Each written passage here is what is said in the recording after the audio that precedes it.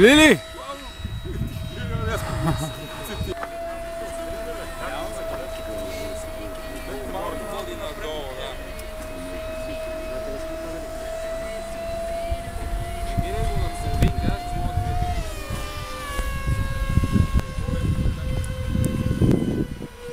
Рязко ли го дигна?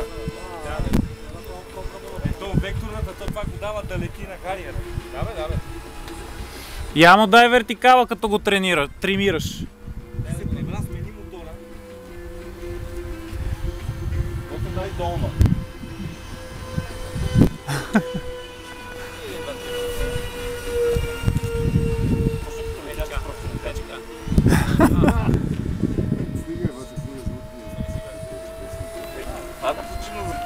Как ще се запушна на турбичка? Свети червено, нали? Защо за филтъра вече е сминал през... Аз съм така, там не се чиста, не сме купили много просто качка. И нещо скъпче да смука, където не трябва да се смуча. Ама гледам, няма го в казанчето долу.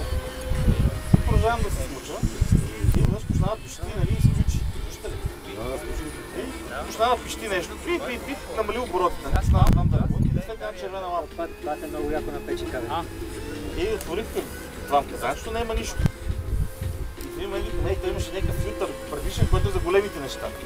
И на майка ми някакъв колан лешал такова, преднава, ама се обмотава вътре. По 3 кг трябва да имаш нормалко. Дори ми чак до дръжката долу вече. Обаче е появих. А това са старото.